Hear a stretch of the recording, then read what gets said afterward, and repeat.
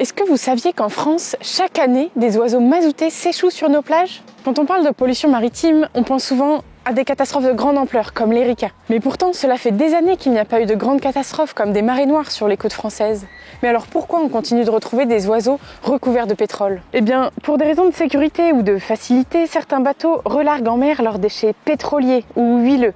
Et ces dégazages polluent fortement l'environnement et les oiseaux marins. À chaque tempête, c'est quasiment le même refrain. En parallèle, il y a aussi des épaves restées au fond de la mer, et à chaque coup de vent, elles relarguent du pétrole. Ainsi, chaque année, des dizaines d'oiseaux marins de toute espèce, et très souvent des guillemots de Troïl, des pingouins tordas, des macaremoines, sont retrouvés sur la côte avec le plumage souillé par du mazout. En fait, le mazout, c'est du pétrole. C'est une substance collante et très toxique. Ça ressemble un peu à la pâte à tartiner au chocolat, mais je peux vous assurer que ça n'en est pas. Mais concrètement, c'est quoi le risque pour les oiseaux? D'abord, le pétrole peut intoxiquer les oiseaux qui l'ingèrent. Ensuite, il va imprégner leur plumage, l'abîmant et le rendant perméable à l'eau. Autrement dit, le produit va faire un trou dans le plumage de l'oiseau.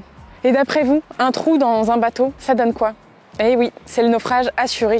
D'abord, ils perdent leur étanchéité. Ils prennent froid, ils n'arrivent plus à flotter et ne peuvent donc plus se nourrir correctement. Résultat, soit ils meurent de noyade, soit ils se retrouvent échoués sur les plages, pour les plus chanceux. À ce stade, ils sont alors très amaigris et en hypothermie, et ils ont besoin de soins adaptés. Maintenant, vous le savez, ce n'est malheureusement pas si exceptionnel, et c'est même trop régulier.